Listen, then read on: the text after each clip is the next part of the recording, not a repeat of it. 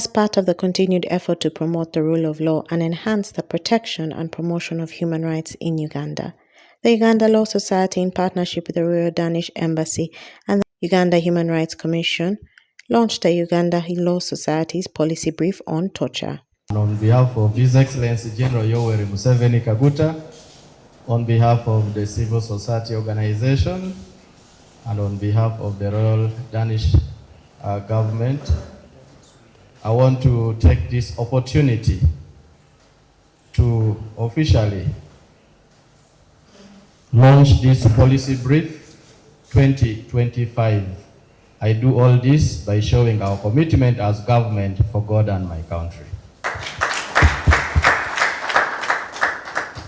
During the stakeholders' engagement at Hunter's Nest in Arua City aimed at reflecting on issues surrounding torture suspects, accused persons in detention, and border mechanisms for redress for victims of torture within the criminal justice system, Jawoko Dennis, the Deputy Resident District Commissioner, Arua District, condemned the act of both physical and emotional torture, stating that they are fully committed and open to learning more about the prevention of torture. Security person who presides over affairs of security in the district and also who represents the fountain of honor, we condemn it.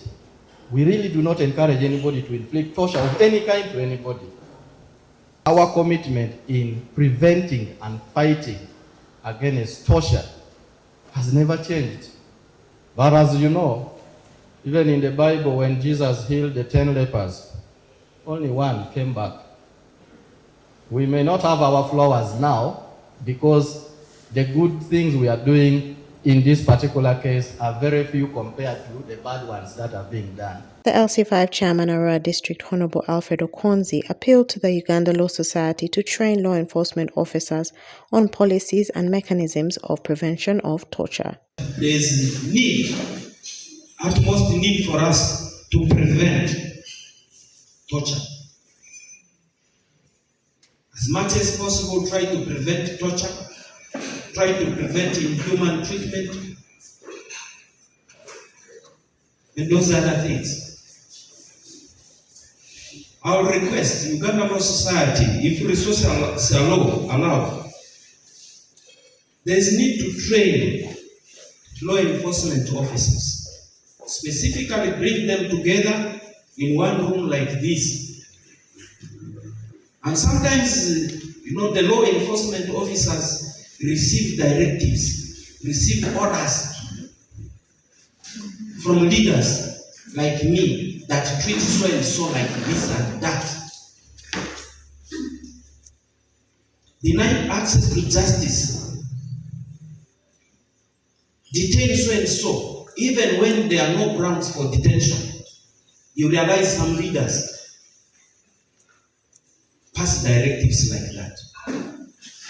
Why I'm recommending this is, how can the law enforcement officers resist this kind of orders which are rising from, human weaknesses?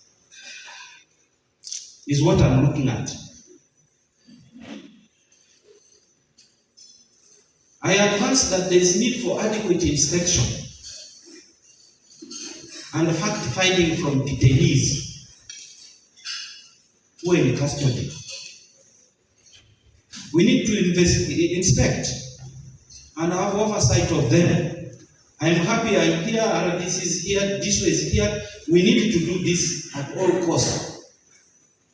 Her Worship Imalinga Christine, a senior magistrate, Grade 1, Arua Chief Magistrate Court, stated that in regards to ensuring the validity of torture confessions from victims in court, the two parties, that is the victim and the culprit, are cross-examined to determine whether indeed the torture was done.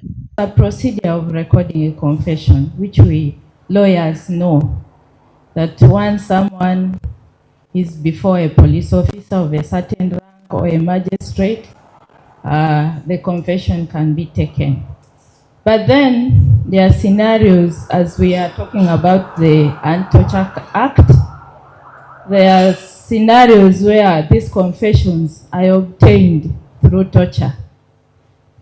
And being a judicial officer and you're presented with such a confession, in the proceedings, you can direct that the officer who recorded the confession can appear in court so that he can cross-examine this other person who's alleging that the confession was obtained through torture, so that you are able to know actually if at all the confession was obtained through torture.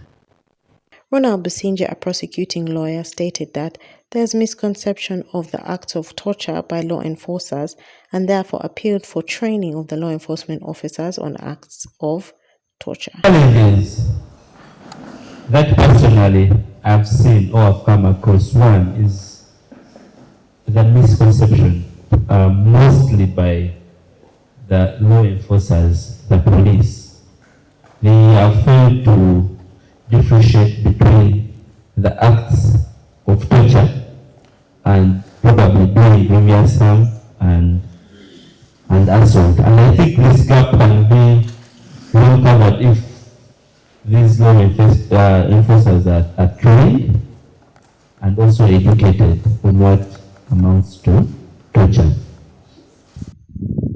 The launch of the policy brief on torture is meant to provide evidence-based guidance to policymakers, enforcement agencies, and justice sector actors.